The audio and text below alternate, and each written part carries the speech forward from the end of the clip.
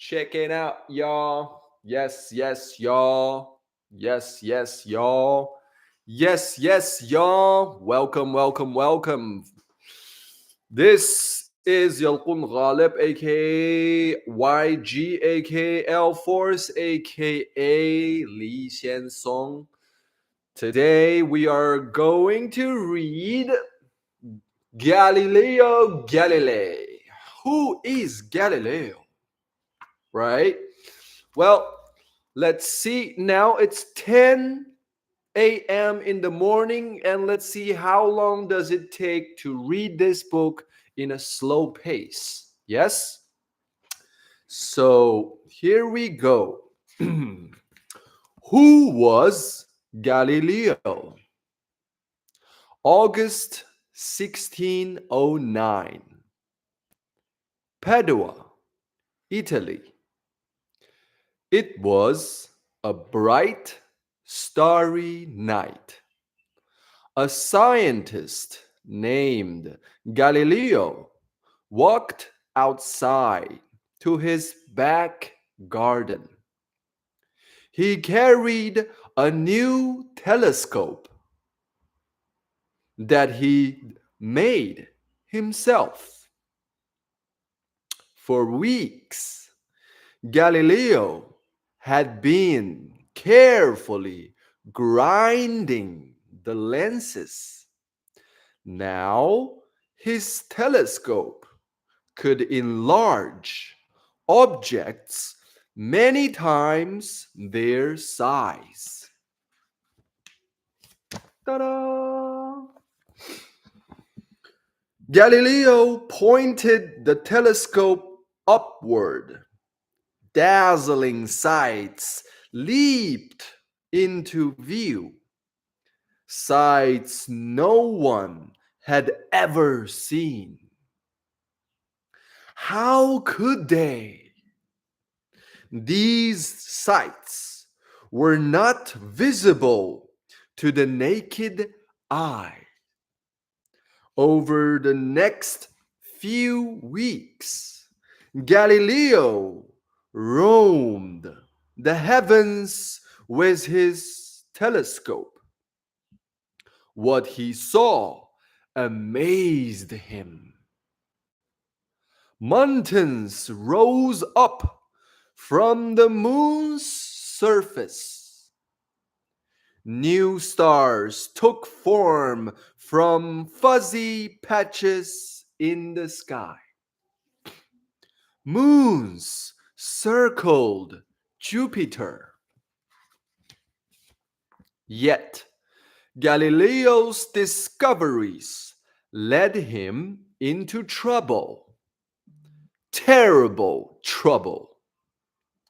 What he saw convinced him that the sun was the center of the universe, not the earth. In 1609, this was a strange idea. For thousands of years, people thought that the sun and all the planets circled Earth once a day. The Catholic Church held this belief as well. When Galileo lived, the church was very powerful in Italy. It had its own court called the Inquisition. The Inquisition could arrest and try heretics. Anyone who spoke against the church's teachings. Heretics were sometimes tortured, even killed. Galileo was torn. He himself was a faithful Catholic who honored church teachings. Yet his own eyes pointed him to a different truth. This truth would put his life at stake. Bum, bum, bum, bum, bum. Chapter 1, Boyhood. On February 15th, 1564, Galileo was born in Pisa, Italy. His full name had a musical ring, Galileo Galilei. Yet, the great scientist became known by just his first name. Italy honored its most famous citizens that way, including the painter Michelangelo. Even books by Galileo were printed without his last name. And today, encyclopedias list him simply as Galileo. He was born into an exciting age known as the Renaissance. Discovery was in the air. Europe was exploding with a renewed interest in the arts and science, thanks to the golden age of Islam and the translation movement. In 1564, the English writer William Shakespeare was born and Michelangelo died. Both men, along with Galileo, went down in history as geniuses of the Renaissance. William Shakespeare and Michelangelo. Bum, bum, bum, bum, bum, bum, bum, bum. The printing press, invented in 1454, allowed books to be mass produced instead of being copied by hand, one by one. With more books, more people began to read.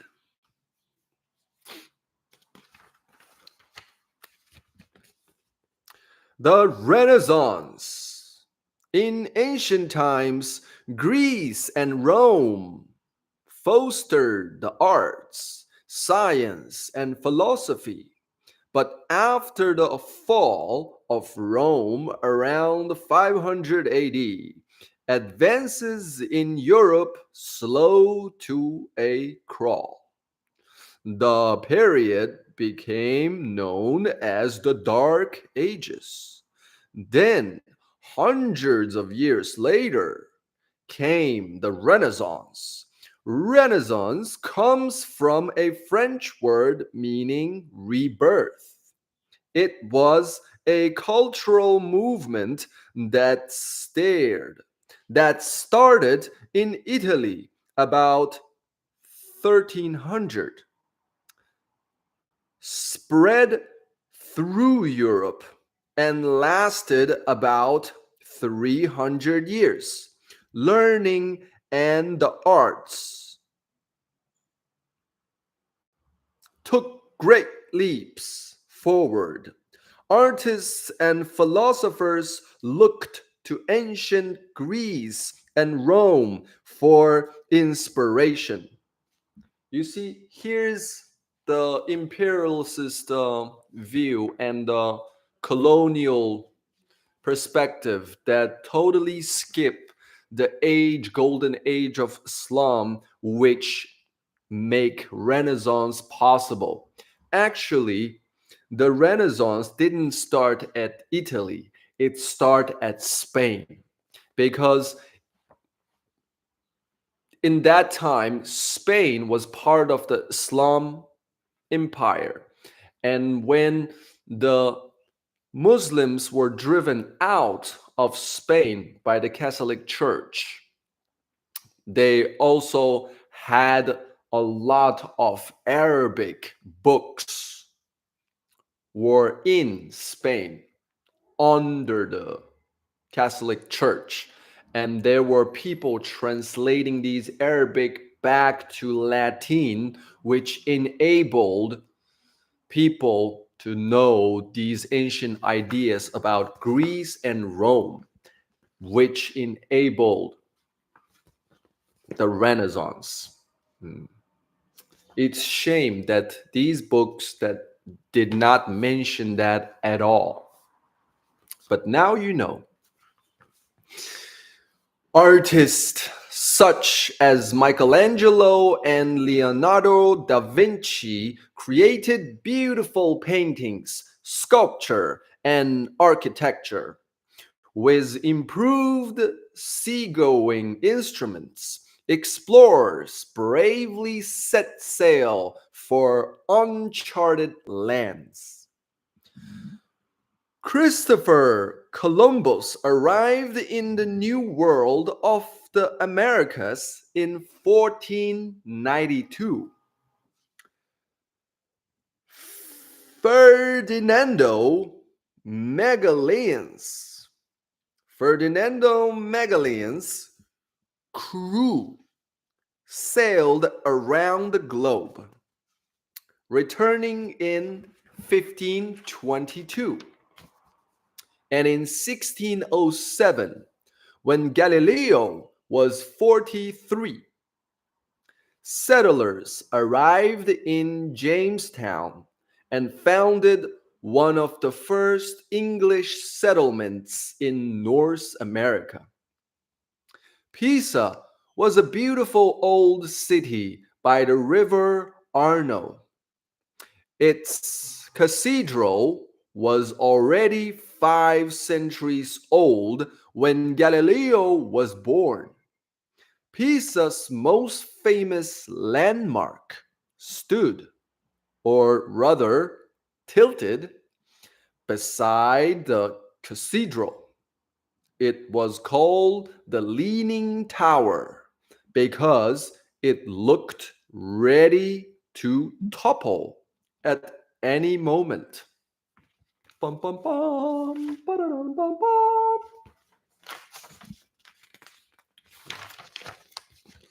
The Leaning Tower of Pisa. In 1178, workers started to build a bell tower behind the Cathedral of Pisa. Unfortunately, the tower was built on soft, sandy soil that couldn't hold up the tower's weight. Even before the tower was finished, it began leaning heavily to one side.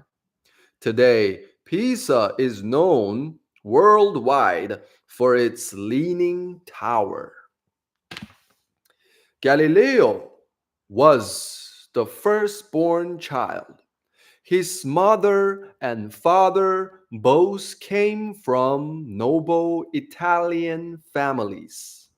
However, that didn't mean the couple was wealthy. Galileo's father, Vincenzio, Vincenzio worked hard as a musician. He sung, played the lute, wrote songs, and taught. Da-da-da, bum, bum, bum.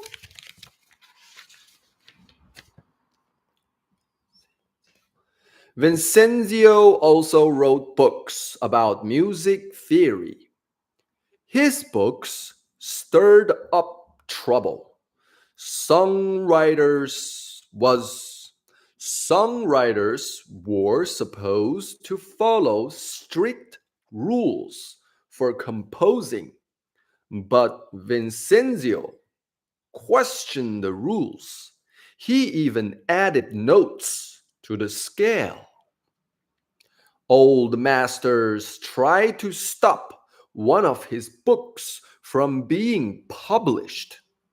Vincenzio, however, was able to push it into print. I wish to be allowed freely to question in search of truth, he said. Young Galileo listened carefully. Years later, he would be bold and unspoken too. Even as a boy, Galileo was gifted. His curiosity had no limits. He took apart machines to see how they worked, and he invented clever little toys and moving gadgets of his own. Galileo also spent hours and hours learning music and drawing. His father taught him to play the lute. This stringed instrument was as popular then as guitars are now. Playing the lute became a lifelong passion for Galileo. From tutors, he learned to draw in perspective, which meant things looked as if they were in three-dimensional space. He practiced drawing objects and senses and scenes until they looked perfectly lifelike. Years later, Galileo's art skills would come in very handy. Bum, bum, bum, bum. When Galileo was 8, his father moved to Florence. Vincenzio had a wonderful new job playing music at the royal court. Galileo remained in Pisa to study with tutors, and then he joined the rest of his family. Florence was a thrilling place to live. During the Renaissance, the city was a center for learning and the arts. It was the capital city of an era called Tuscany or Tuscany. Vincenzio's job at the palace let the family mingle with dukes and princes. At age 11, Galileo was sent to a monastery to begin school. There, the Catholic monks taught him everything an educated person of the 1500s needed to know. Galileo learned the Greek and Latin languages, and he studied the ancient subject of logic, learning how to break down and solve complex problems in an orderly way. Galileo also studied religion. It interested him so much that he decided to become a monk. The idea horrified his father. As the oldest son, Galileo was expected to support his family one day. A poor monk couldn't do that. Vincenzo quickly withdrew Galileo from the monastery. After that, Galileo lived at home and studied at a nearby school. At 17, Galileo was ready for university. Back then, very few young men and the chance, very few young men had the chance to attend one. Only the sons of rich or noble families could usually afford to go. Girls were not allowed to enter. But Vincenzio was determined to give his smart son the best education possible. Bum, bum, bum, bum, bum, bum, bum, bum. Chapter 2, Hungry for Knowledge. Hungry for Knowledge. In 1581, Galileo enrolled at the University of Pisa. Back in his hometown, doctors were well paid and respected. So Galileo's father wanted him to study medicine.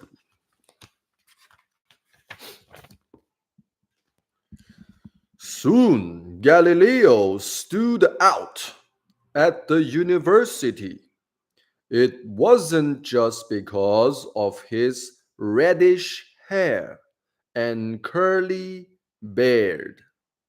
Galileo liked to argue about ideas.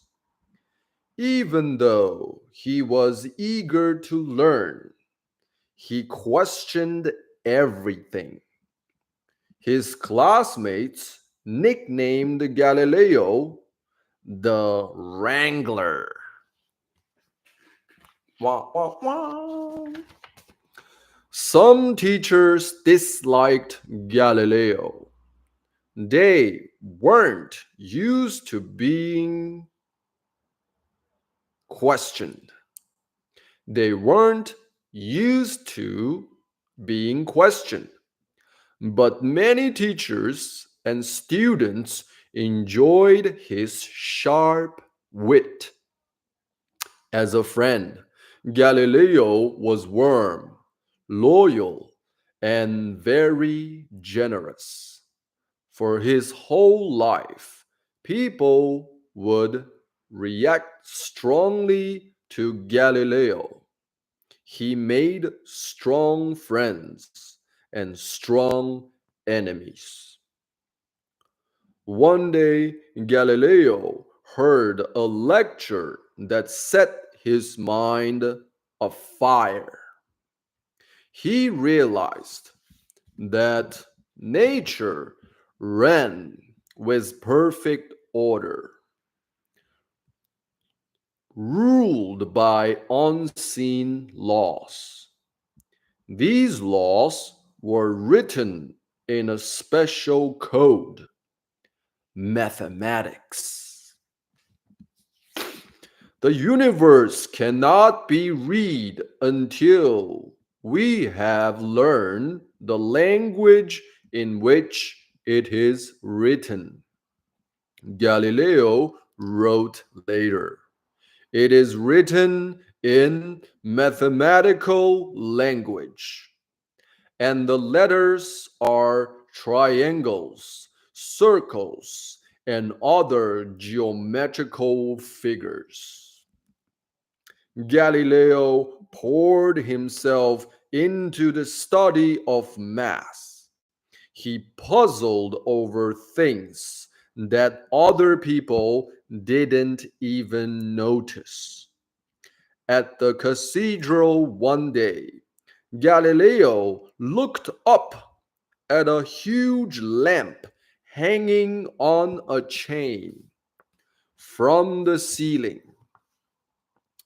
A repairman had just let go of the chain. Now it was swinging in the air. Galileo saw that it seemed to be swinging with a regular rhythm. He timed the swings using his pulse. The swings got shorter and shorter, but sure enough, every full swing back and forth took the same amount of time. Wah, wah, wah, wah, wah, wah, wah.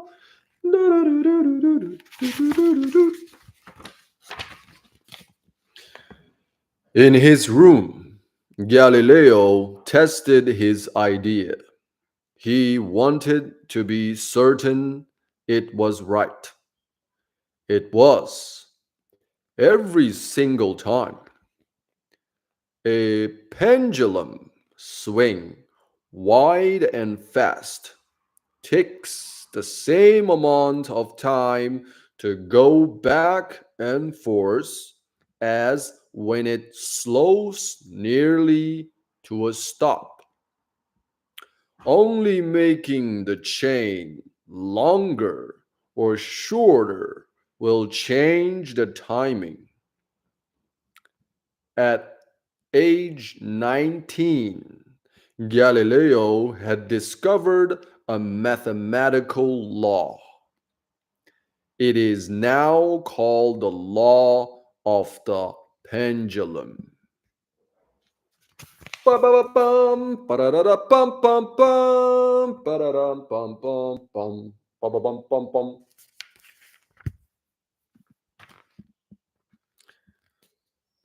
The law of the pendulum. The time of each swing of the pendulum is the same until it stops at the equilibrium. When the pendulum length is extended, the arc of the swing is wider and the time of each swing will be longer. Today, scientists always do experiments to test out their ideas, but not in Galileo's time. He was the first scientist to use this approach. Really? Not necessarily, but let's go with it. He was the first scientist to use this approach, called the scientific method. It's one reason that Galileo is known as the father of modern science. His interest in math made Galileo fall behind in his medical classes. He had no passion for medicine. Anyway, in 1585, after 4 years in Pisa, Galileo left the university without any degree. Returning home, Galileo taught students privately in math and gave public lectures. He also kept doing his own research. As Galileo uncovered new truth about nature, he looked for ways to put them to use. Galileo took up inventing again, just as he had done as a child. For months, he studied the nature of water, posing questions to himself. What was the energy on top of water that made things float? At what point did waterfalls break? His research led him to invent a pump. It helped farmers take water from a river to irrigate their crops. Ba-ba-ba-bum, ba-da-da-dum, bum, bum, bum, ba-dum. Next, he invented a new balance or scale. One side of the balance was in water, the other in air. Jewelers loved the balance. It showed them exactly how much silver or gold was inside mixed metals. The invention led Galileo to write his first book, The Little Balance. Word of his outstanding work spread throughout Italy. In 1589, the University of Pisa offered Galileo a job teaching mathematics. What an opportunity! 4 years earlier, he had dropped out of the university without a degree. Now he returned as a professor.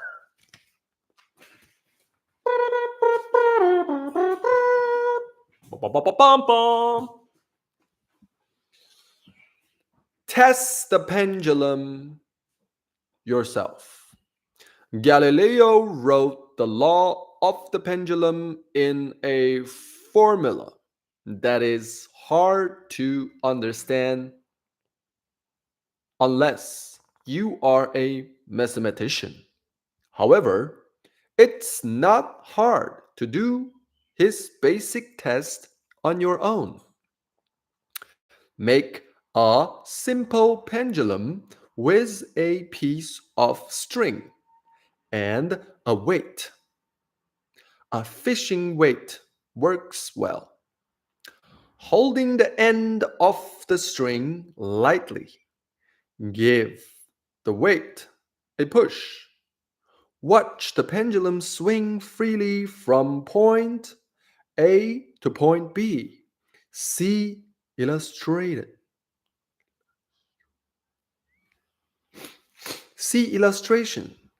Can you notice the even timing even as the pendulum slows down? Cut the string and repeat the experiment.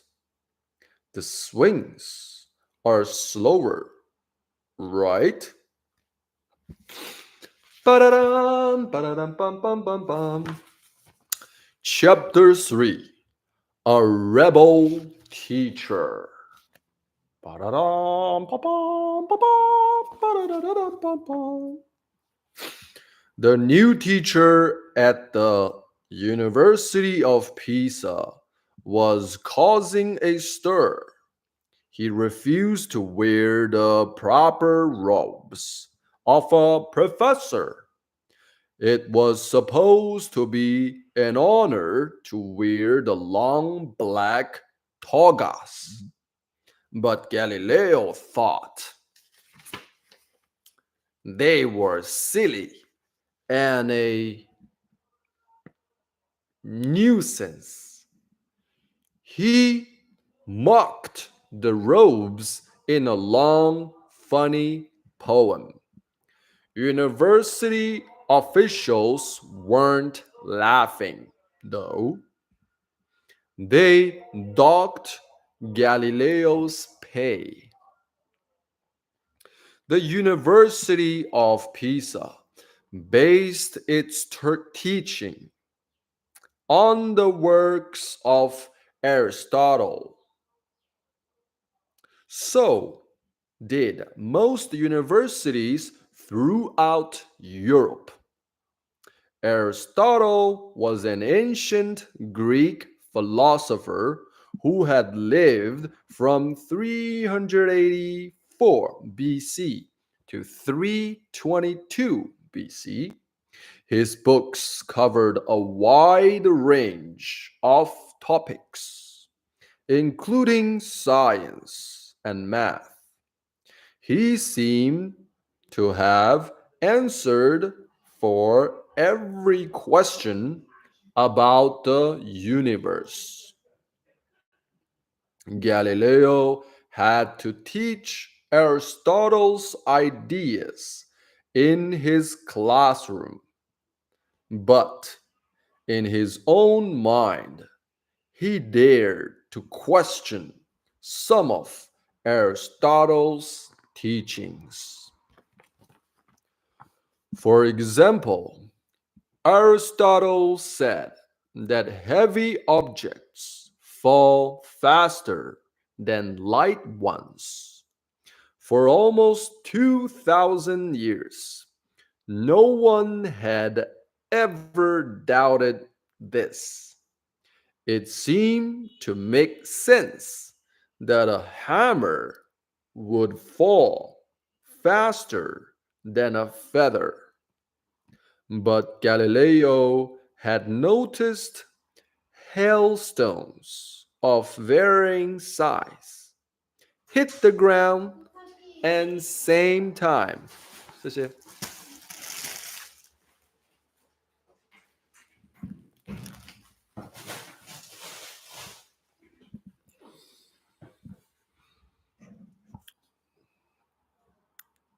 For almost 2,000 years, no one had ever doubted this.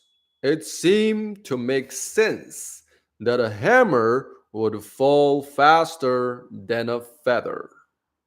But Galileo had noticed hailstones of varying sizes hit the ground at the same time. All objects fall at the same speed, he decided. Other scholars scoffed at this notion. Who was Galileo to question Aristotle anyway? According to a famous story, Galileo decided to put his theory to the test.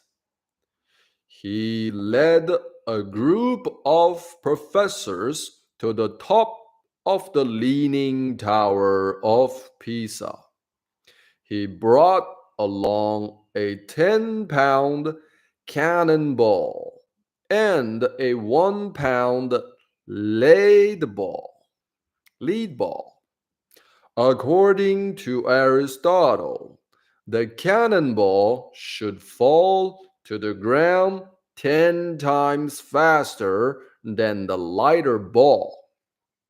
On a signal, the balls were both dropped from the tower. Both balls thudded to the ground at almost exactly the same moment. Air slowed down the lighter ball just a bit.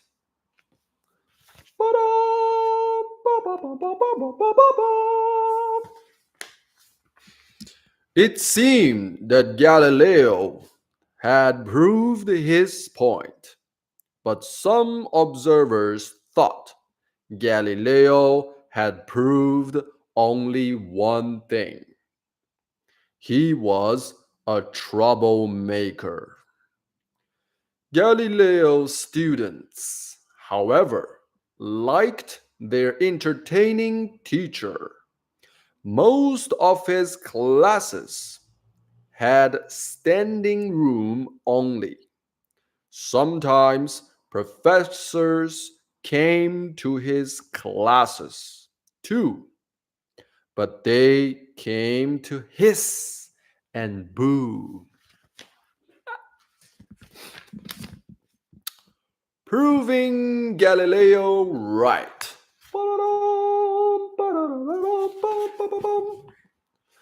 In 17 in 1972, two Apollo 15 astronauts, David Scott and Jim Irwin, landed on the moon. Unlike Earth, the moon has no air resistance.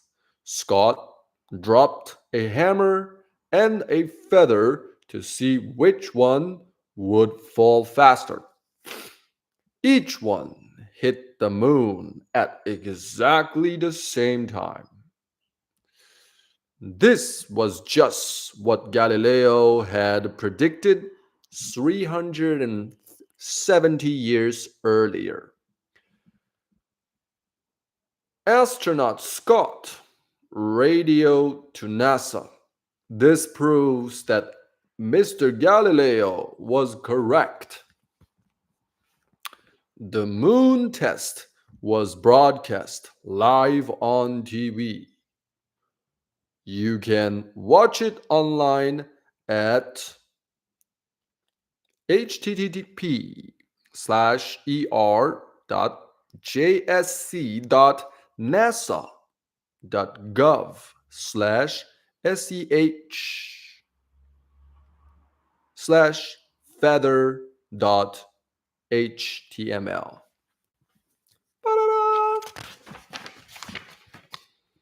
In 1591, Galileo's 3-year contract at the university was almost up.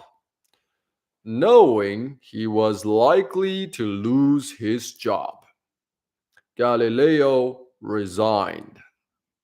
It was an awful time to be jobless. Galileo's father had died recently. Now his mother, two younger sisters, and a brother needed him to support them. Where could he find work to take care of his family? Luckily, a new job came before too long. The University of Padua hired Galileo to teach mathematics. The pay were the pay there was better than at Pisa. Plus, the University of Padua was a free thinking place. It was a perfect fit for the independent and brilliant thinker. Galileo was so poor when he set off for Padua that he could not afford to ride by horse. He walked the whole way, 100 miles.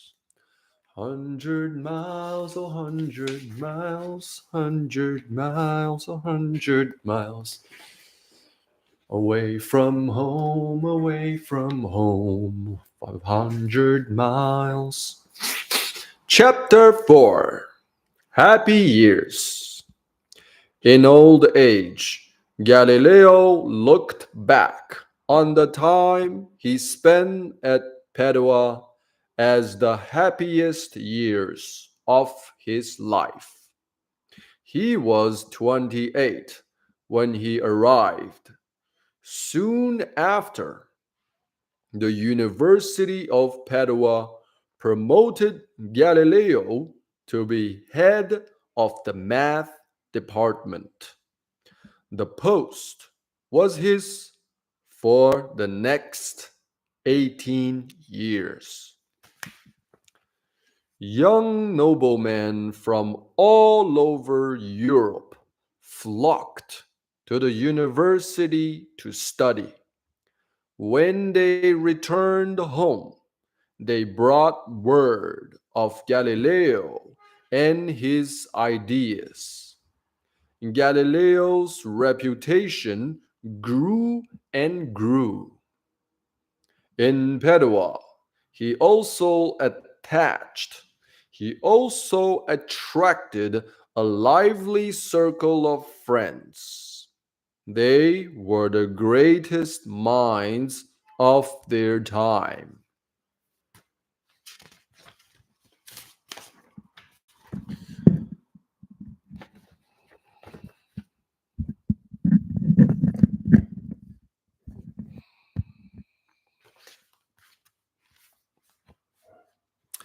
The city of Venice was nearby. Galileo often rode the ferry there to spend the holidays. Venice was a charming city of canals. People got around by riding boats. The city's palaces housed beautiful works of art. Ba-da-da-da-dum-bum-bum-bum-bum-bum-bum. Italy in Galileo's time. In the 1500s, Italy wasn't a single country as it is today. It was a group of city states. Each city state was made up of a capital city and smaller villages. Each state had its own ruler and government. Italy's three most important capital cities were Venice, Florence, and Rome. Venice was a wealthy shipping city in northeast Italy. Rome was the capital of the powerful papal states, ruled by the Pope, head of the Catholic Church. Florence flowered during the Renaissance as a center of the arts. Michelangelo and Leonardo da Vinci both came from there.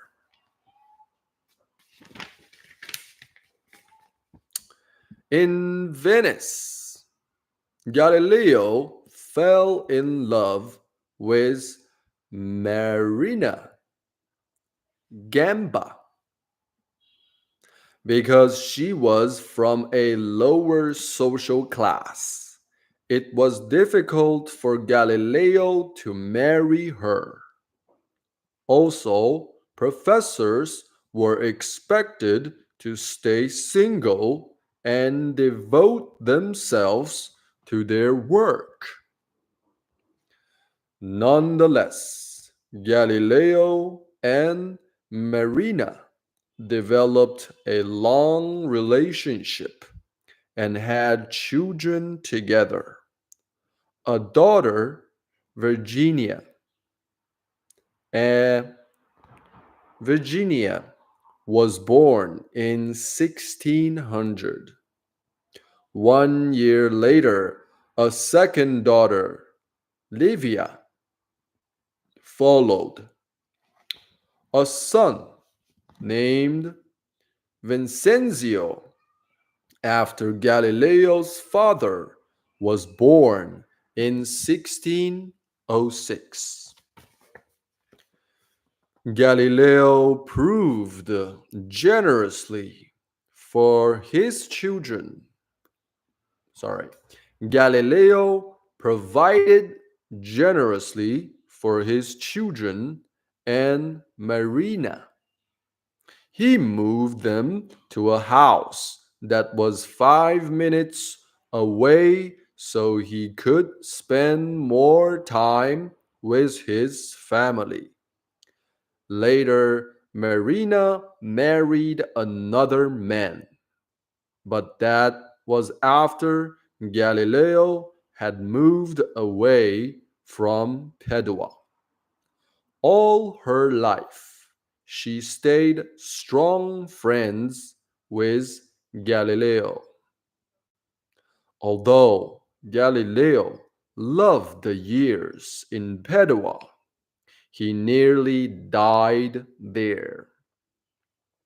One hot afternoon, Galileo and two friends decided to take their afternoon nap in an underground room. A cool breeze was piped into the room from a nearby mountain cave. Somehow, a poisonous gas from the cave slipped through the pipes. The three men fell terribly ill. The next day, one of the friends died. The second died a few days later. Galileo pulled through. However, bad health troubled him for the rest of his life, sometimes keeping him in bed for weeks at a time. Galileo now had two families to support, so money was often tight. In those days, a bride's family paid a groom wedding money, known as a dowry. Dowry. The dowry for Galileo's sister cost as much as his yearly salary. Fortunately, more money came in from a couple of Galileo's inventions. In 1597, Galileo invented a handheld instrument called the geometric and military compass.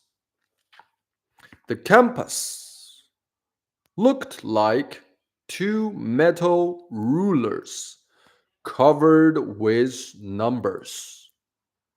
With a simple slide of the compass, people were able to solve all kinds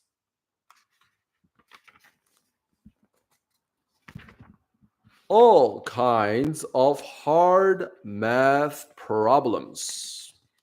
Bankers use the compass to figure the exchange rates for all the different monies used in European countries. Shipbuilders used it to test scale models of new designs before building a full scale ship. Generals at war used it to arrange armies on the battlefield and to set the correct charge for any size of cannon. Next, Galileo invented an early thermometer. Now, for the first time, people could measure the temperature of air. The thermometer, called the thermoscope, worked by drawing water up a heated glass tube. The higher the temperature of the tube, the higher the water rose in it. Common thermometers of today still work in a similar way, with heat drawing liquid up a tube. Galileo also continued doing important research in the field of physics, the science that studies energy. Falling objects were on his mind again. He knew that all objects sped up as they fall, as they fell. But by how much exactly? Galileo was determined to find out the mathematical rule. Falling through air happened in the blink of an eye. It was way too fast for anyone to time. So Galileo first had to find a way to slow down a fall. He did it by building a slope out of a board at equal spaces across the board. He laid strings that had bells attached. Then Galileo rolled a meter, rolled a metal ball down the slope. The balls rang as the ball passed. The bells rang as the ball passed, allowing Galileo to time how fast the ball fell in a measured distance. Bum bum bum bum bum. Bum bum bum. Bum bum bum bum bum bum bum bum. After hours of testing, Galileo uncovered a nifty rule of motion. Falling balls gathered speed at the rates of 1, 3, 5, and 7. Galileo called it the odd numbers rule. Galileo tested the rule again and again by adjusting the slope to make it steeper. The odd numbers rule held firm each and every time. In 1609, interesting news reached Galileo. A spyglass had been invented that made faraway things appear closer. Galileo didn't know it then, but the little spyglass would change his life. Ta-da-da! Thinking in numbers. Bum, bum, bum, bum, bum, bum, bum, bum. As Galileo did his experiments on motion, He scribbled down complex numbers, equations, and graphs. Copies of his notes were preserved. They give us a glimpse inside the mind of a hardworking genius. Clearly, Galileo thought in numbers, not in words. Chapter 5, Looking at the Heavens. Eyeglasses had been around since the 1200s, but until 1608, no one used glass lenses to magnify far off objects so they could be seen. Then a Dutch lens maker named Hans Lippershey put two lenses inside a tube. One lens curved outward, convex. One curved inward, concave. The tube, named a spyglass, enlarged things four times their normal size. Hence Lippershey. Ba-ba-bum, ba-da-dum, bum, bum, bum, bum, bum, bum. The spyglass was sold as a toy, but Galileo immediately saw its greater importance. The navy in Venice could use it to spot enemy ships from afar. Venice, a port city, had the biggest navy in Europe. Now it would be the best. Galileo set to work making his own spyglass. First, he had to teach himself to grind and polish lenses. It was painstaking work. In a few days, he had made a spyglass as good as Lippershey's. Not long after, he made one much better. It could magnify objects tenfold.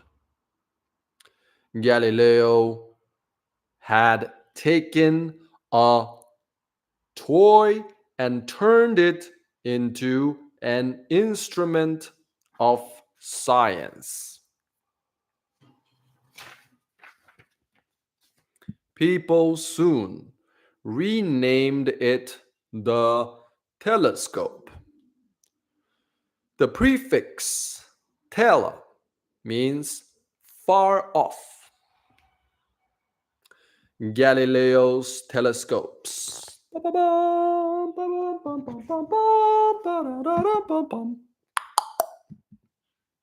Galileo hurried. Galileo hurried off to Venice to show his telescope to the senators who governed the city. They took turns looking out to sea.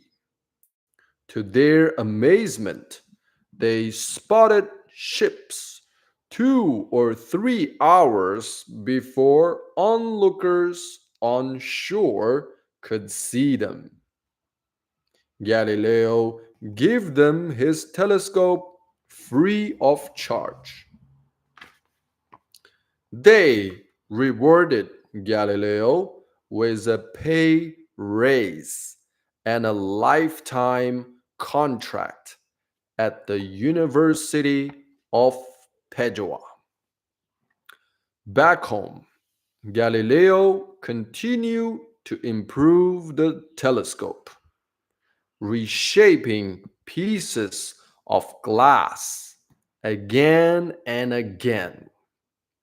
By the time he was satisfied, he had an instrument that was 20 to 30 times more powerful than the human eye.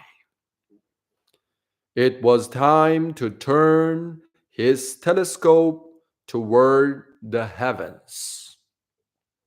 One night in late November 1609, Galileo pointed the telescope at the huge fuzzy patch in the sky known as the Milky Way.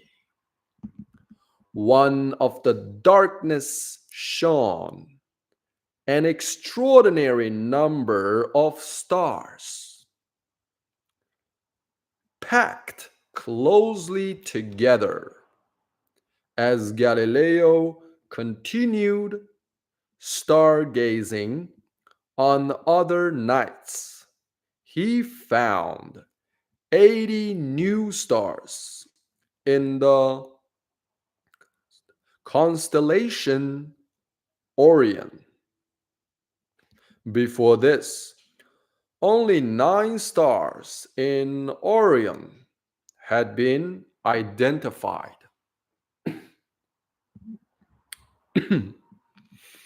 Galileo stood in awe of the heavenly sights.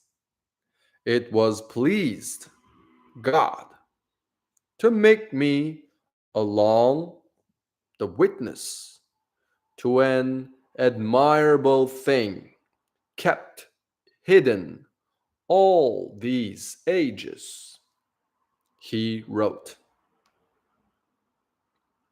Next, Galileo studied the moon. Everyone at the time thought that the moon was perfectly smooth. After all, that was what Aristotle had claimed. Galileo's telescope, however, revealed something far different. The surface of the moon was rough, like Earth's. Mountains, valleys, and craters filled its landscape. Using his math skills, Galileo even measured how high the lunar mountains stood. Every night, Galileo drew detailed sketches of what he had seen. His pictures captured the changing shadows on the face of the moon as it passed through its phases. Ta-da-da! Ba-ba-bum-ba-ba-bum. Do-do-do-do-do. Just 1 month later, Galileo made his greatest discovery in astronomy. On a clear night in January 1610, he aimed the telescope at Jupiter. What were those three bright bodies hovering near the planet? Were they stars? The next night, he saw that the three bodies had moved. That proved they couldn't be stars, which always appeared in the same places in the heavens. In less than a week, a force body appeared on Jupiter's other side. Galileo soon realized that all four bodies were orbiting the planet, just like our moon orbits Earth. He had discovered four moons of Jupiter. No one had found anything new in the solar system for over 1500 years. Really? Maybe in the Western world. In the short span of 8 weeks, Galileo uncovered an astounding number of heavenly secrets. They still stand as the most amazing series of discoveries ever made by a single astronomer. Chapter 6: The Starry Messenger. Galileo set to work writing a book about his discoveries. His drawings of the star and moon became the illustrations. The book was entitled The Starry Messenger.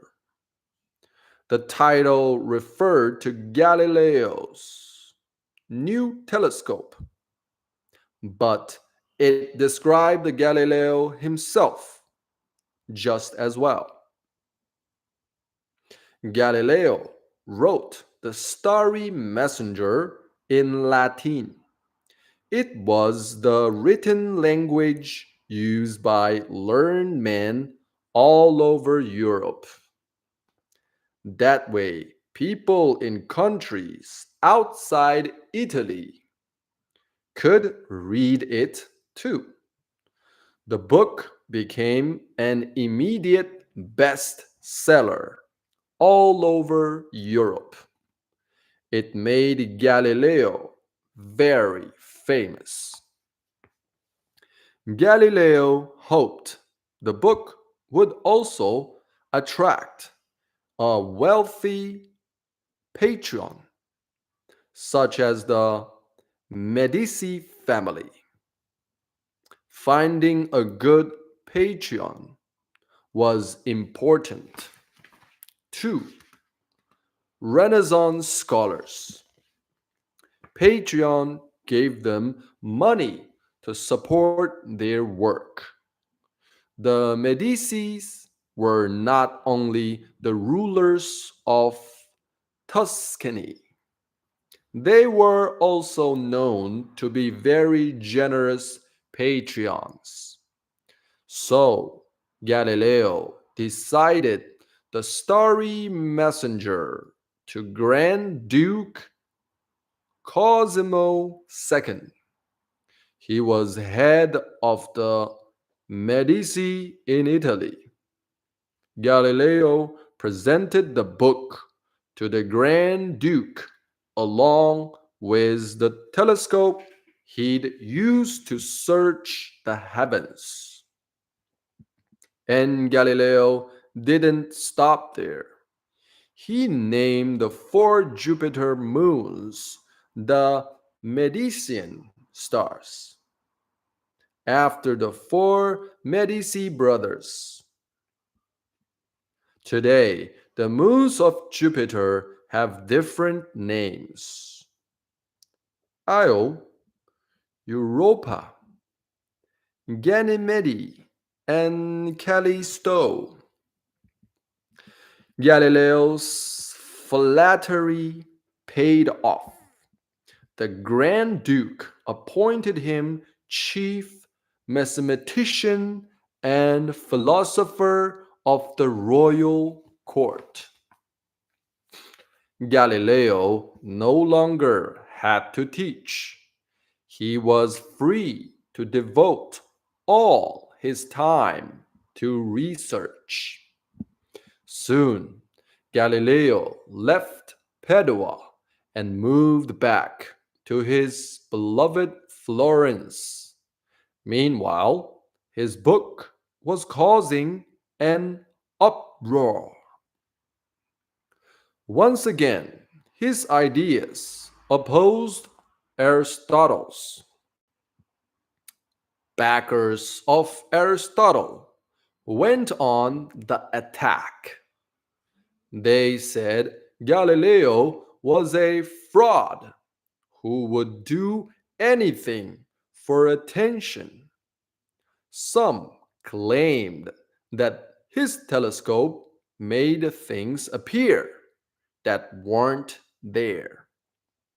Galileo grew impatient with these scholars. He thought they were stuck in their ways.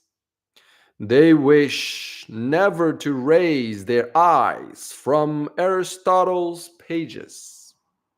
He said, as if this great book of the universe had been written to be read by nobody but Aristotle. Galileo couldn't see why an ancient Greek philosopher should have the last word on everything. In fact, he thought that Aristotle would agree with him if he looked through the telescope. The Medici family, starting about 1420, the Medici amassed a huge fortune in trade and banking. With wealth came power. In time, the Medici family line included princes, dukes, four popes, and queens of Spain and France. Medicis ruled Florence almost without stop from the 1420s to the 1730s. Their generous donations to the arts and learning helped make Florence the chief center of the Renaissance. Their palace library was the largest library in Europe. Galileo's close ties to the Medicis went far back. His father had worked as one of their court musicians. Grand Duke Cosimo the First appointed Galileo to teach at the University of Pisa in 1589, and Grand Duke Cosimo II, his former pupil, became his patron in 1610. Ta-da-dum, ba-ba-bum-bum-bum-bum. Soon, Galileo came up with an idea that would raise the biggest outcry yet. The astronomer pointed his telescope at the planet Venus. Over several nights, he watched Venus go through phases, just like our moon.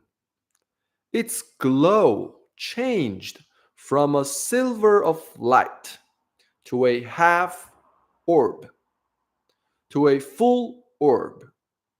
Only one thing could explain these phases, Galileo decided. Venus must be orbiting the sun. and reflecting its light. If the planet Venus was orbiting the sun, then so was the Earth.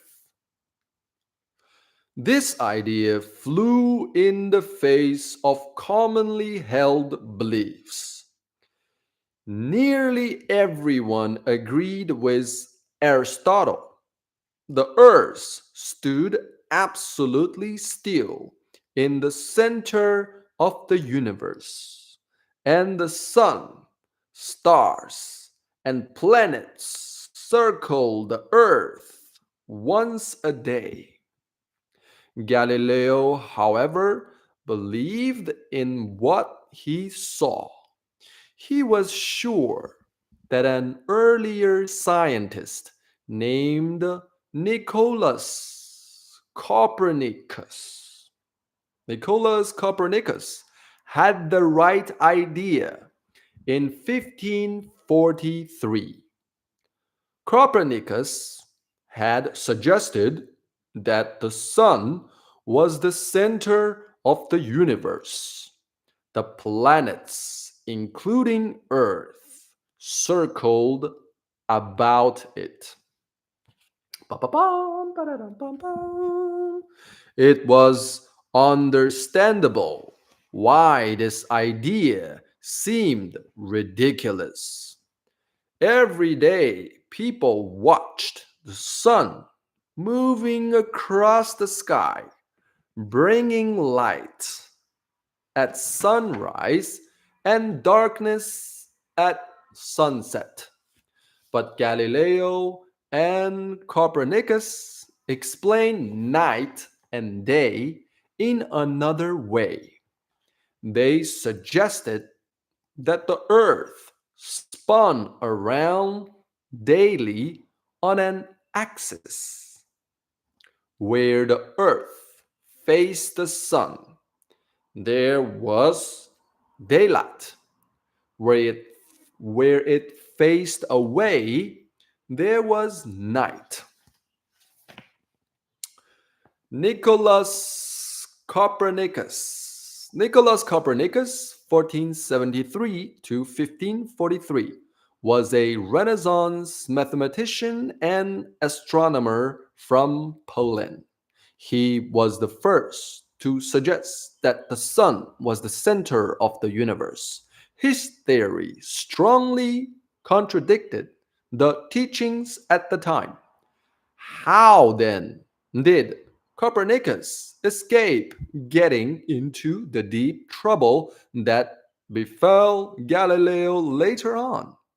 By not allowing his idea to be published until 1543, when he lay out his deathbed. Copernicus wrote, "The scorn which I had to fear on account of the newness and absurdity of my opinion almost drove me to abandon a work already undertaken." Actually, he was not the first one to do this, where scientists and scholars in the old time, maybe forever, would do some studies very advanced, and then which will cause them big troubles if they let it be known in the public or the governors. So they'll kept their studies and findings, and then until they die, they will let these ideas be out. It's, yeah, that in Islamic world, in golden age of Islamic world, there were like philosophers and scholars been done that, like El Farabi. Now, let's continue. Criticism of Galileo. became very heated. So, in 1611, Galileo decided to travel to Rome and defend his discoveries. He brought along his telescope so others could see what he saw. The trip to Rome was a triumph. An important group of scientists invited Galileo to become a member. The group was made up of famous scientists from different countries. They shared their latest findings with one another. From then on, Galileo enjoyed a lively exchange of letters with his new friends. More important, the Catholic Church approved Galileo's discoveries in the heavens. Of course, that did not mean they went along with all of his conclusions. Not by any means.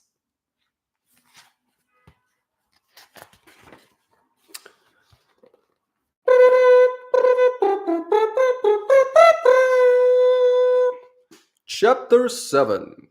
A very dangerous thing. The attacks against Galileo did not stop, they only grew worse.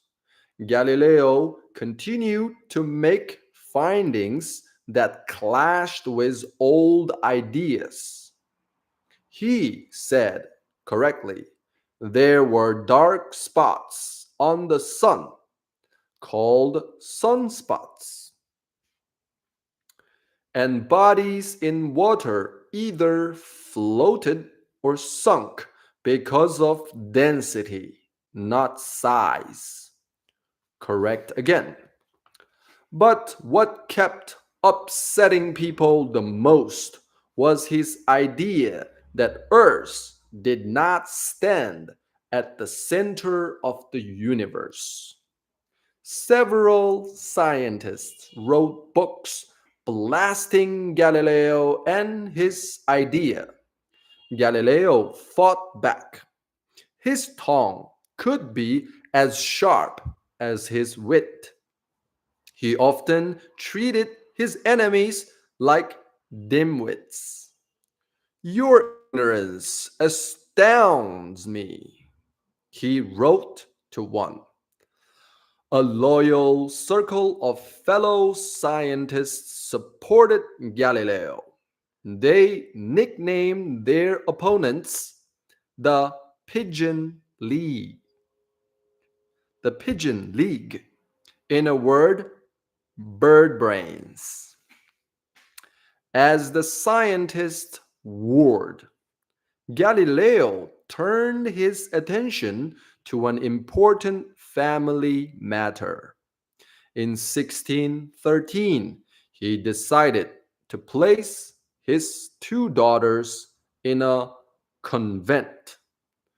Virginia, age 13, and Livia, age 12, would stay in the convent for the rest of their lives. Both girls became nuns when they turned 16. Virginia took the name Maria Celeste. Celeste. Celeste means heaven.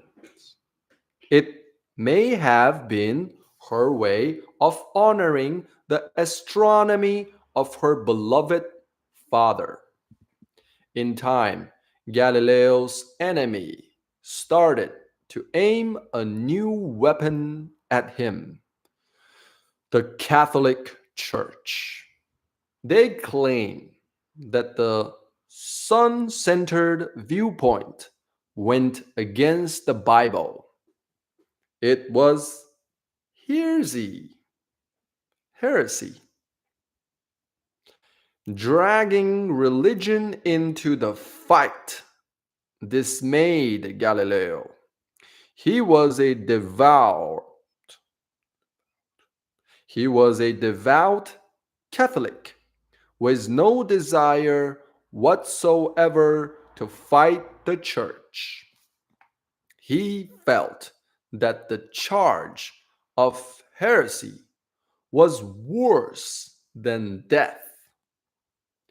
Galileo believed firmly that the church and science held separate roles. Sorry. Galileo believed firmly that the church and science held separate roles. He liked to quote a late Catholic cardinal.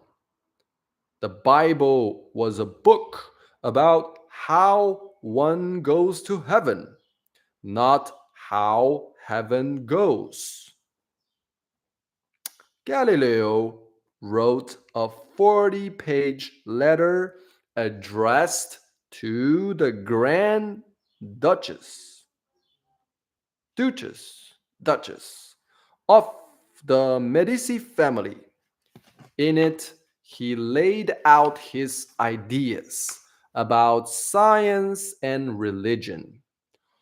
Holy Scripture cannot err, he said, but its interpreters are liable to err in many ways. The letter was passed from one person to another. At last, it reached the hands of the Inquisition in Rome. The Inquisition ruled the letter innocent. Nevertheless, Galileo feared that his church was listening to fools. And what if the church turned against him? In 1616, he decided to travel to Rome again. By laying out the facts, Galileo was certain he could convince the church of the rightness of his views. He was determined to stand up for his beliefs. Ba-ba-bum, Sister Maria Celeste, Galileo's daughter.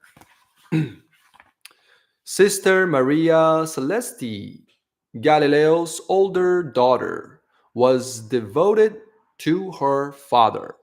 With a keen intellect of her own, she was able to understand and admire his work. Convent life was demanding. Nuns took vows to never marry and to own nothing. Yet a great many women of the time chose the convent. There they received an education as well as the respect of Catholics. Like all nuns, Maria Celeste spent her days in prayer, hard work, sacrifice, and study. She never went outside the convent walls. Musical like her grandfather.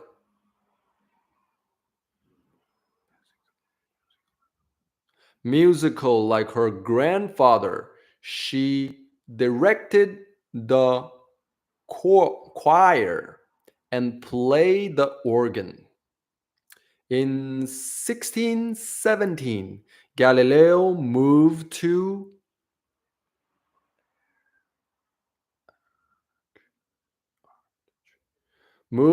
Arcetri, just a 5-minute walk away. He often brought the nuns vegetables from his garden and paid their bills. Likewise, Maria Celeste tended to her father's needs, mending his shirts and writing up his texts, texts, writing up his texts, writing up his texts. The two frequently wrote each other letters. Today, 120 letters from Maria Celeste to her father survive.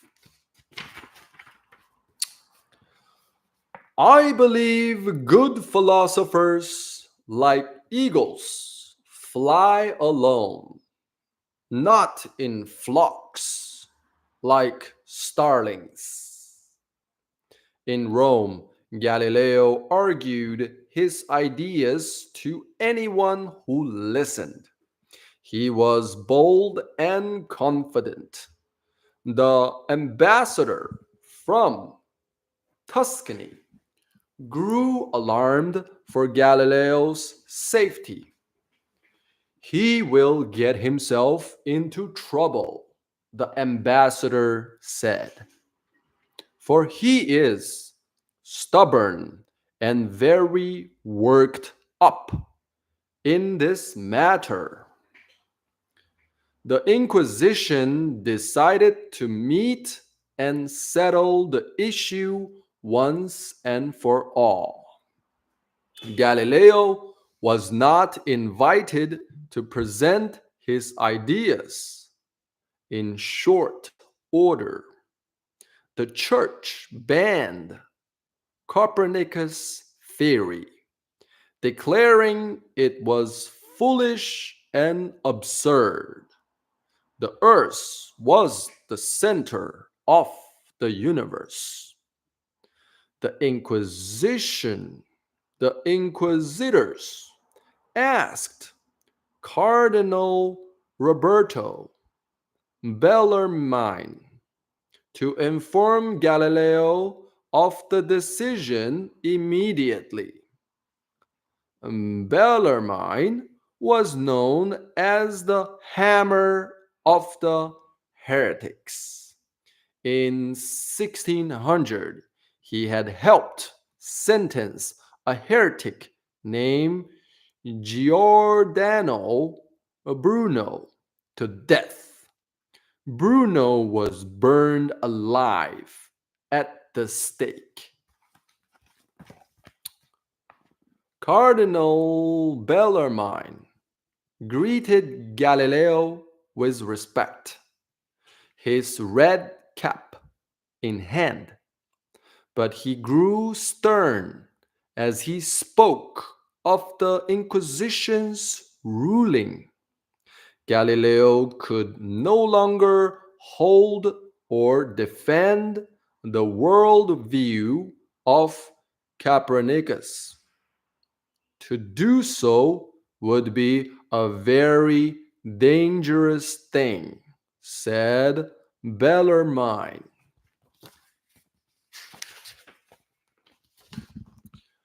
The air was knocked out of Galileo's big effort to sway the church. He returned home, silenced.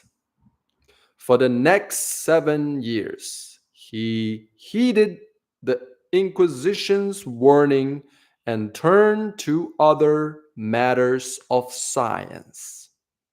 Instead of gazing afar, he made himself a microscope and studied tiny insects up close.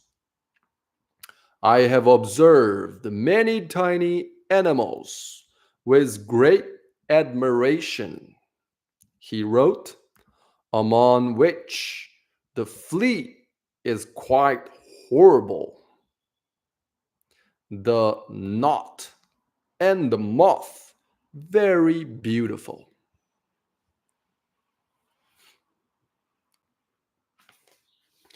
Then, in 1623, exciting news arrived. Catholic cardinals had just elected a new pope, Urban the Eighth. Not only was he more open minded about science, Pope Urban the Eighth was also a fan of Galileo. He had even written a poem praising the scientist. It didn't take Galileo long to pay Pope Urban the Eighth a visit in Rome. Ba-da-dum, bum, bum, bum, bum, bum, bum. Bum, bum, bum, bum, bum, bum, bum, bum, bum, bum. Chapter 8. A masterpiece. Galileo met with Pope Urban VIII 6 times during his visit to Rome in 1624. The two strolled through the Vatican gardens, discussing astronomy. Galileo asked if the ban on Copernicus could be lifted, even though Urban had spoken out against the ban when he was a cardinal. He could not lift the ban now. The Pope himself believed Aristotle's teachings. Nevertheless, he saw no harm in writing about Copernican theory for the sake of debate.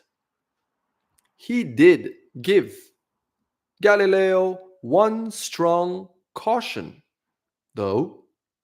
He must be careful to present the theory as an unproven idea. Galileo returned home and eagerly took up his quill pen. He invented 3 characters who are friends. They meet over a 4-day period to debate the hot topic. What stands at the center of the universe, the sun or the earth? One friend, Sagredo, is the host who does not take sides in the argument. The second friend, named Salaviti, Salaviati, Salviati, argues from the viewpoint of Copernicus. The third friend, Simplicio, defends Aristotle's belief. Surely Galileo knew that the name Simplicio came very close to the Italian word for a simpleton, a fool. Galileo wrote in Italian instead of Latin so common people could read the book. He made his arguments as easy to understand as possible, and in the margin, he supplied notes and drawings. His style was witty and highly readable. The final book was entitled A Dialogue Concerning the Two Chief World Systems. It was a masterpiece, not just of science, but of literature too. Galileo finished writing in 1630. The dialogue had taken him 5 years to write because he was often sick. Now there was one last step. He had to send the book to the church censors in Rome for approval before it could be printed. Then suddenly, the plague brought everything to a halt. The plague was a deadly disease that had killed millions in Europe over hundreds of years. The outbreak of 1630 hit Tuscany. Panic set in. The plague spread quickly from one person to the next. The government sealed off the ill in their houses, hoping to contain the spread of the plague. Galileo never became sick. However, he lost all contact with Rome. Roads were blocked to almost everyone. Finally, Rome sent word allowing churchmen in Florence to read his book, which was then approved. In 1632, the dialogue was finally published. As expected, the book delighted Galileo's friends and outraged his enemies. Galileo, though he had played within the rules, debating both sides of the issue, but any reader could easily see which side he favored, that of Copernicus. 你好，你可以把门关一下吗？我在直播读书。Pope Urban's reaction to the book was not expected.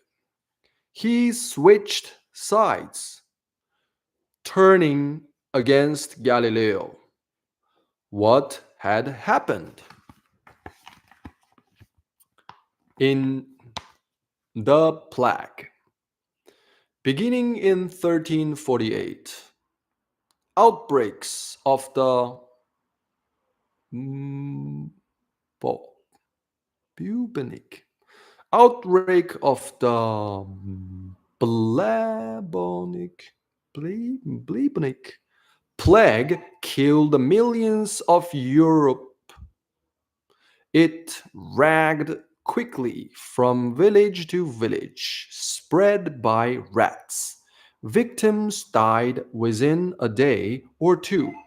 People called it the Black Death because of the way a victim's skin blackened for years at a time. The plague would disappear, then rage again. The 1630 outbreak in Florence shilled down the city. Normal life came to a halt. Doctors prevailed. Doctors prevailed. The streets picking up the dead bodies. They work strange looking masks with beaks, stifled with stern and herbs to protect them before the plague left Florence in 1631. It had taken about 11,000 lives. 这个你可以加一下我那个朋友的微信，然后因为他是那个这个店主，我不知道这个价格。是吧？对。那你先问一下他。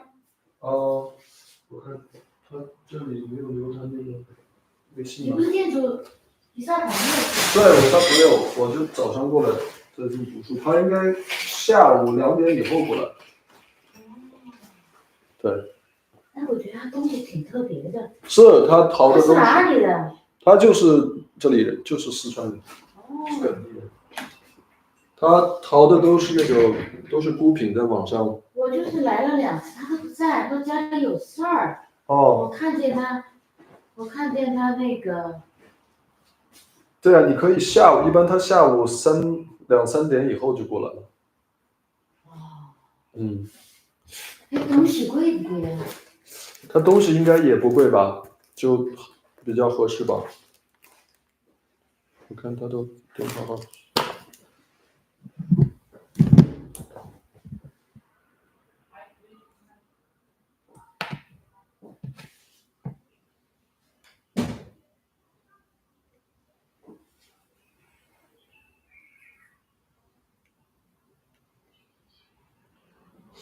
对，你要直接加他微信可能会更方便一点。好啊。哎呀，我觉得东西挺特别的。我上次来了1次，来了2次，他就说家里有事儿，然后门关着。哦，对，前段时间是。来吧。我给你写一下，他这个微信号就是，你好。你的汉语说的挺好的啊。你的说的也不错。谢谢夸奖。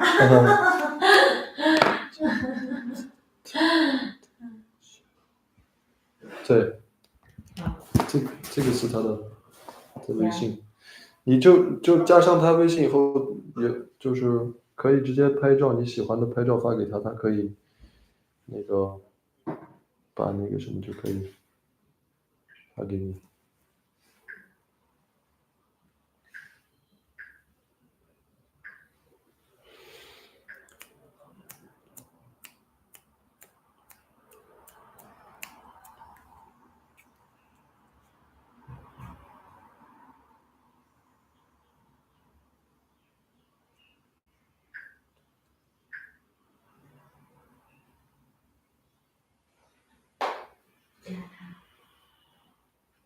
加上吗？加他，那我再试一下他这些东西吧。好呀，你试没事，你随便看，他这个东西都很多，他去外面淘回来，有些是他有朋友在外面淘回来，都是就一件的这种。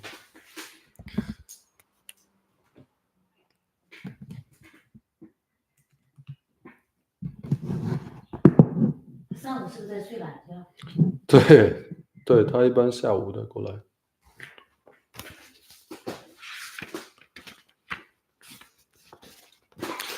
Let's continue. A religious war was raging in 耳塞啊，这个我还真不知道哎。你说的是那个小的那个？小耳朵。哦，这个我还真不知道，应该我有地方应该有的。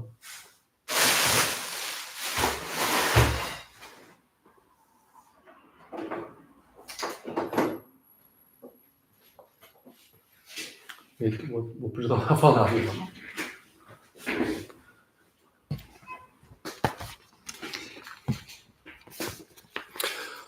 A religious war was raging in Europe between Catholics and Protestants. The Pope was under pressure to take a hard line against anyone who challenged the church.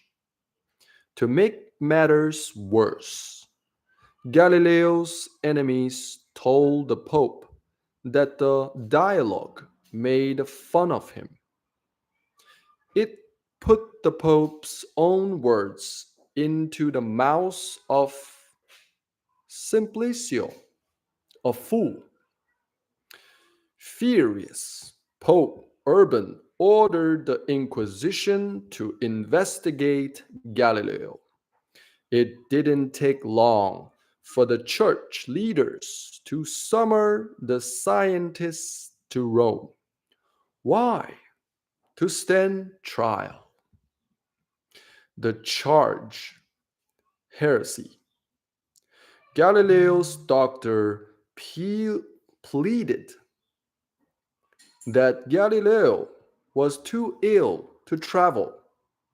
The Inquisition replied, "Come willingly, or come in chains." Chapter 9. Chapter 10. Okay, we will continue in a while. Let's take a little break.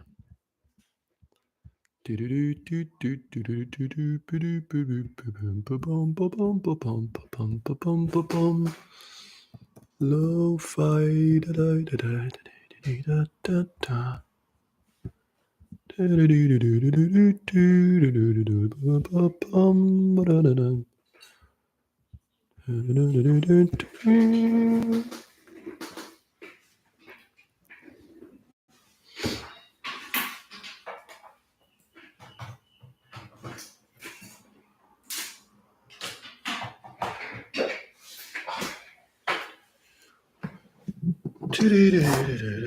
da da da da.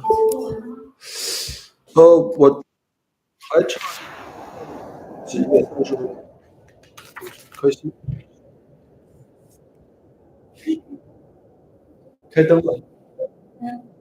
还有这样的。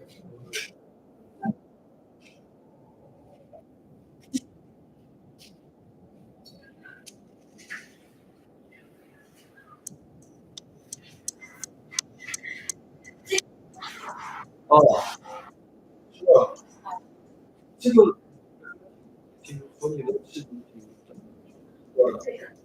多好看。对，你选到两个不一样的风格吗？嗯，应该是大家不一样的。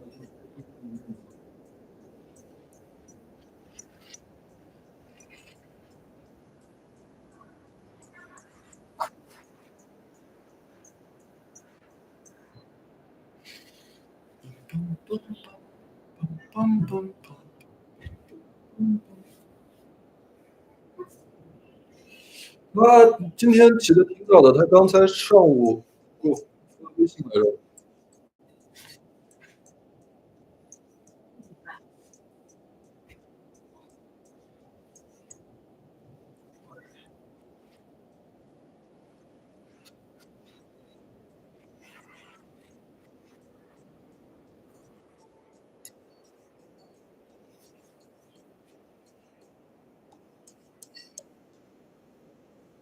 喜欢的可以，这个发给他。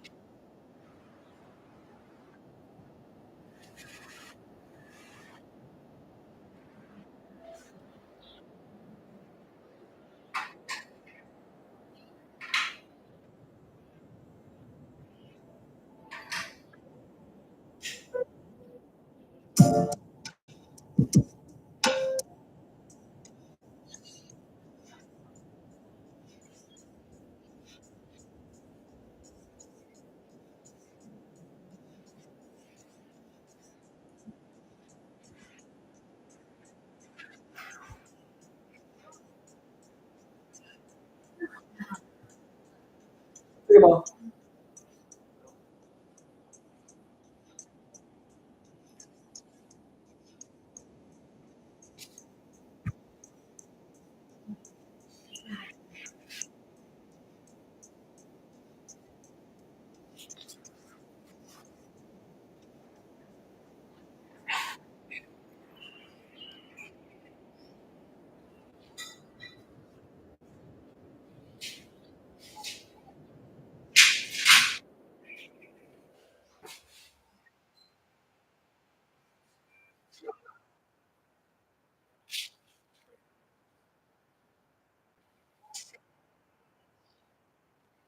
真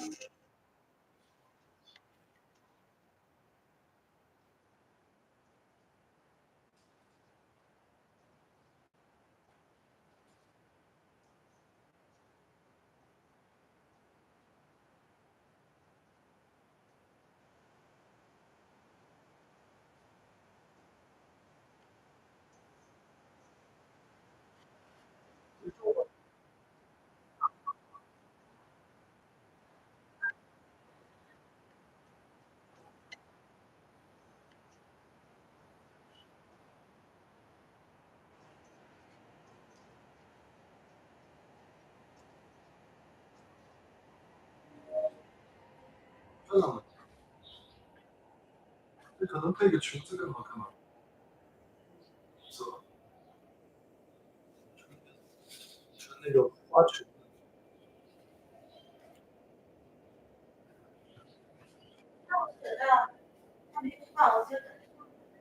可以啊。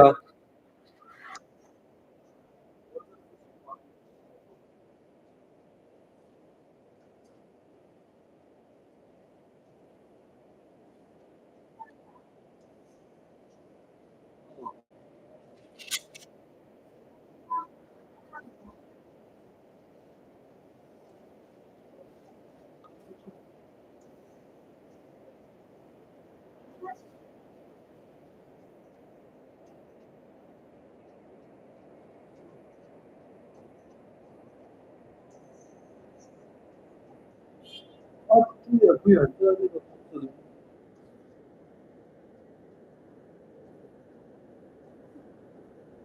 啊，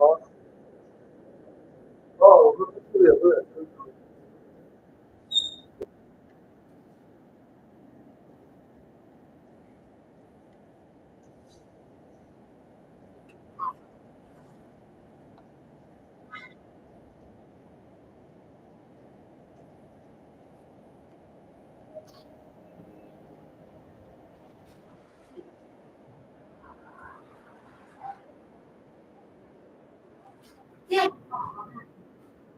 哇，这个也不错。这一套是吧？对。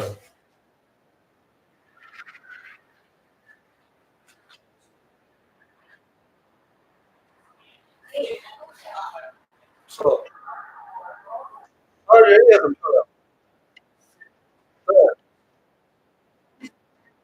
啊，对，就是对对。他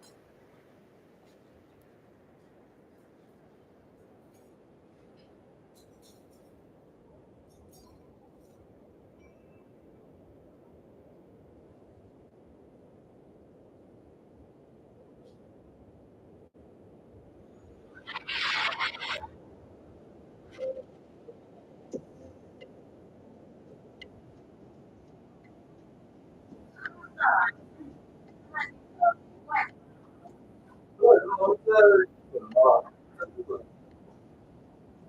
对。等一下。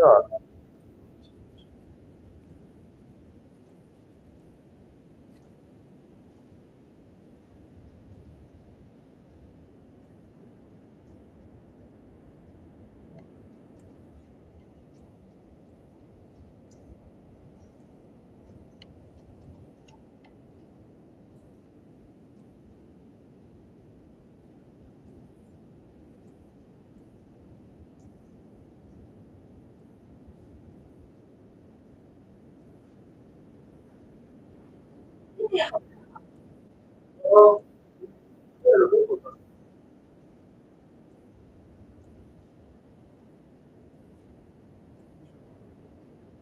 这是。是吧？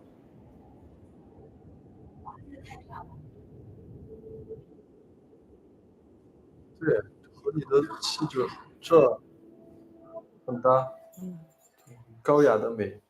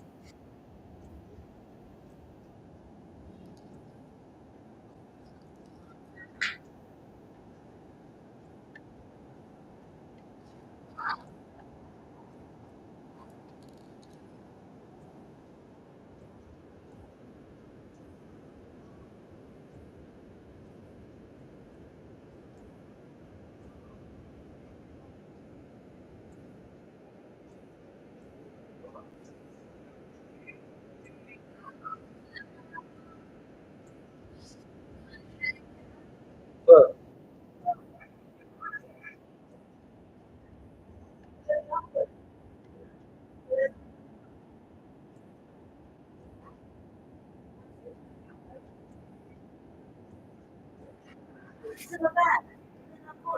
好呀。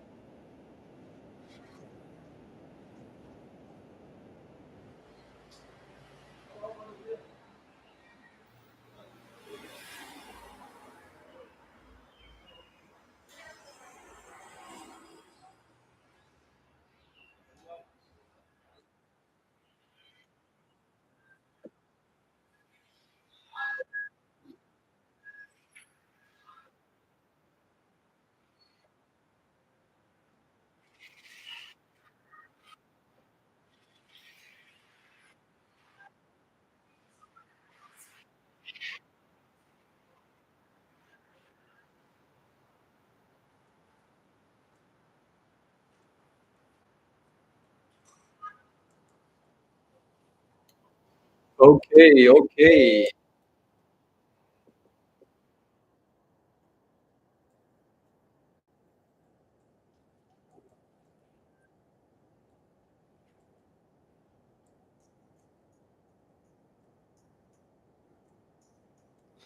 Let's come back for reading. There are two chapters left, and we have been reading for 2 hours. Galileo, Galileo.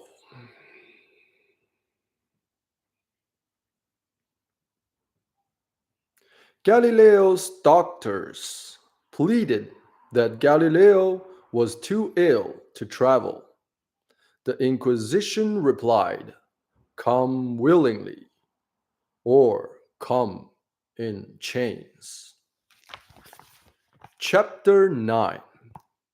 On Trial. Galileo was 70, an old man, when he arrived in Rome to stand trial.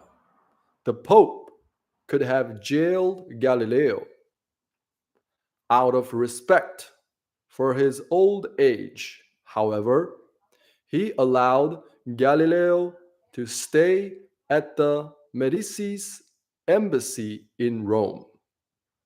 The ambassador treated him as an honored guest. The Inquisition did not.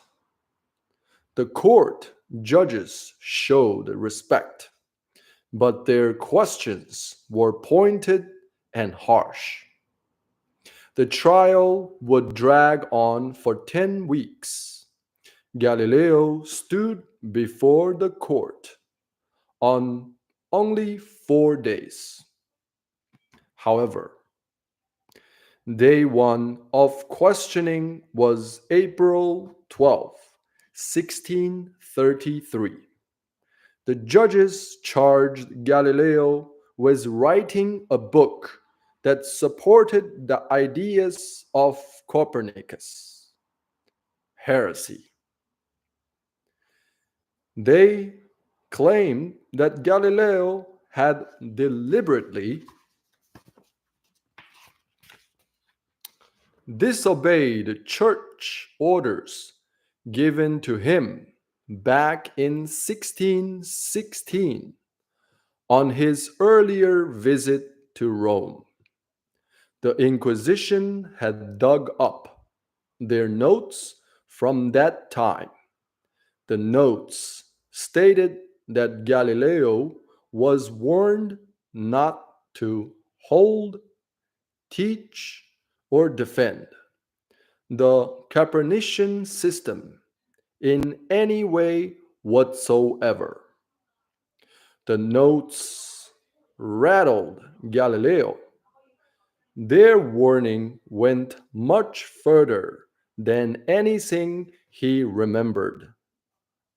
Cardinal Bellarmine telling him in 1616, Galileo claimed strongly that he was innocent. In his own defense, he showed the judges a signed letter from Cardinal Bellarmine. It, too, was written in 1616.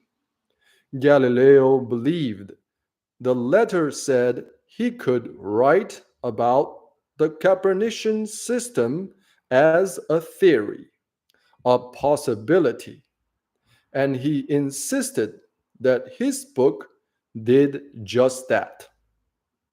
The judges stuck by their own notes, however. By the end of the day, Galileo was deeply shaken. It was clear the Inquisition wanted to punish him. Bum, bum, bum, bum, bum, bum, bum, bum. Several days would pass before the second hearing. Meanwhile, church officials met to review the dialogue again. Did it or did it not support Copernicus? It most definitely did. They agreed.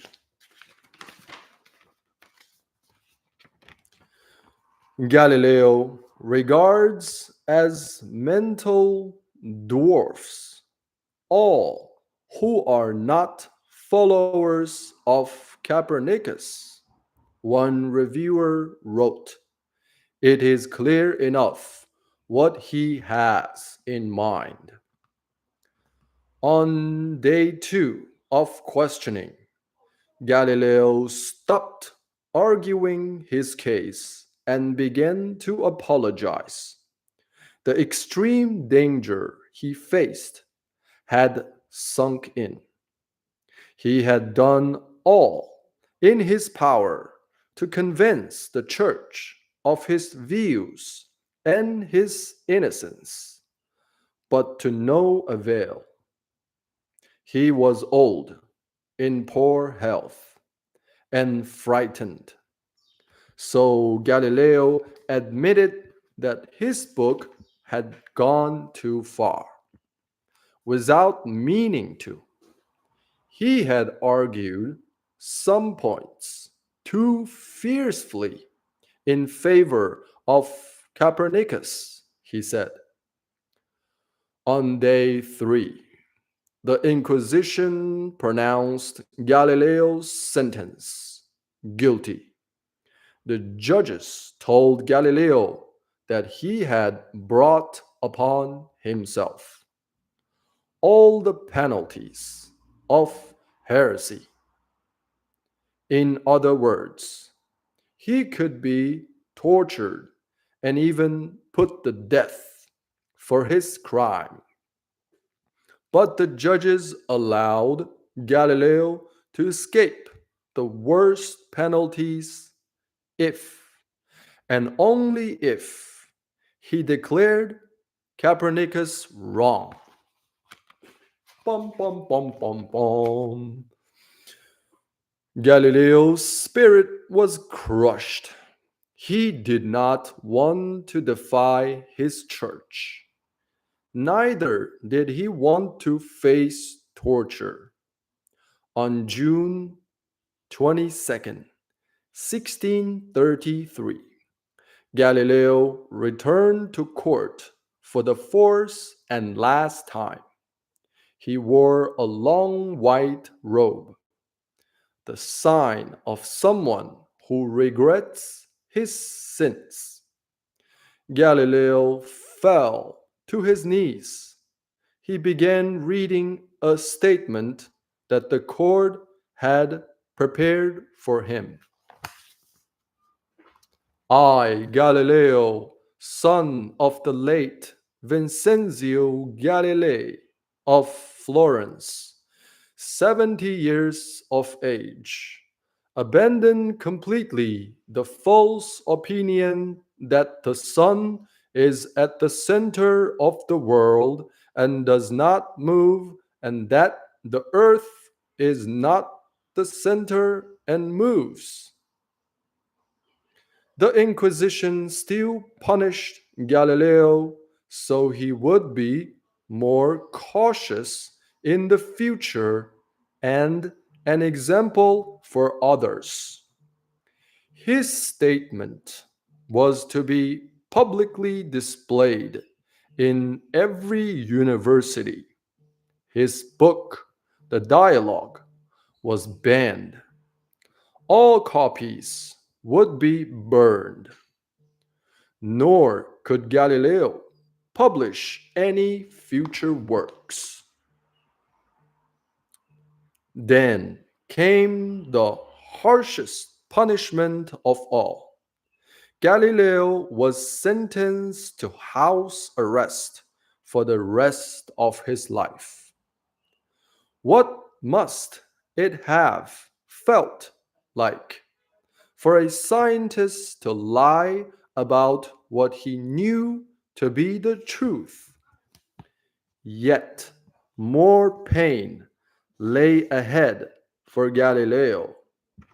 His beloved daughter Maria Celeste died after a short illness on April 2nd, 1634. She was just 33 years old. For weeks, Galileo could barely sleep or eat. I continually hear my beloved daughter calling to me, he said. She was a woman of exquisite, exquisite mind, singular goodness, most tender in her feelings towards me. Supporting Galileo. During his whole life, Galileo enjoyed close ties with high ranking Catholics, including bishops, archbishops, and cardinals. Several of them were well known scientists themselves. At Galileo's trial, three of the Inquisition judges disagreed with the verdict and refused to sign it. Chapter 10, Final Years. Galileo was locked inside his house at Arcetri, Arcetri for the last 8 years of his life. Arcetri. Let's take a look.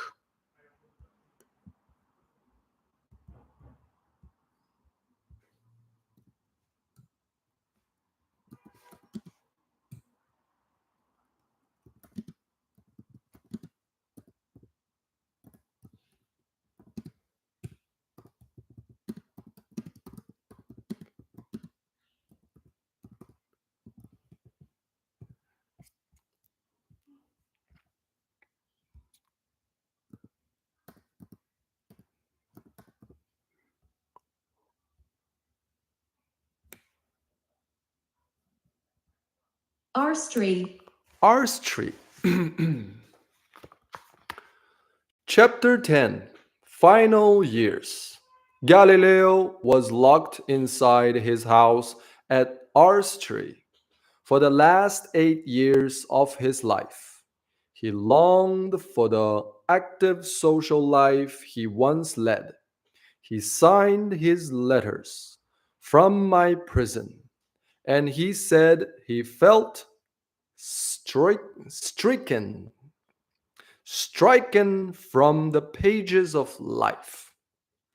Yet his house stayed full with live in guests. Pupils, along with Galileo's son, came to live with him and assist in his research. At one point, his sister in law moved in with four of her children, and sometimes famous people visited from abroad, such as the poet John Milton from England. When restored, Galileo spared the most, perhaps, was getting back to work. Years earlier, he had studied motion. However, he had never gotten around to publishing his works. Now he returned to those experiments, adding to his discoveries. The old pendulum studies led him to invent a better clock. Until then, the best clock were off by 30 minutes a day. Galileo's last book, about the physics of motion and matter was smuggled out of Italy and published in Holland in 1638. Discourses concerning two new sciences laid new, important groundwork for future scientists. 50 years later, the book inspired Isaac Newton to discover the law of gravity. In old age, Galileo became blind. Once he'd seen a shining new world through his telescope. Now he lived in darkness. Still, he kept working by dictating to his son and pupils. Galileo died on January 8, 1642. He was 78 years old. His legacy lived on. Galileo's body of work made a huge impact on science. The modern physicist Albert Einstein, Albert Einstein, Einstein, Albert Einstein named Galileo the father of modern physics, indeed, of modern science altogether. Galileo was a true Renaissance man, a man of many talents. He was a mathematician, a philosopher, and an inventor. He excelled in the science of physics and astronomy. In addition, he was an excellent writer and artist.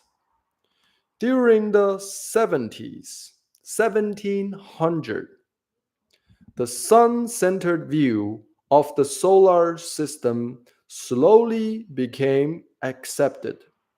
By 1835, the church lifted its ban on works by Galileo and Copernicus. And in 1992, Pope John Paul II regretted the church's errors in regard to Galileo. Although the church had acted in good faith, the Pope admitted that it had been wrong to turn astronomy into a matter of religion. This was just what Galileo had stated 350 years earlier. History has heaped Galileo with praise. History has heaped Galileo with praise. But perhaps the best tribute of all came from NASA, the US Space Agency. In 1989, NASA launched a spacecraft into outer space to study the planet Jupiter. The spacecraft's name, the Galileo Orbiter. Ba-ba-bum, bum, bum, bum, bum, bum, bum, bum, bum, ba-ba-bum, bum, bum, bum, bum, bum, ba-bum. Who was Galileo? Read by Yalqun Ghalib. Newsstand. See you later.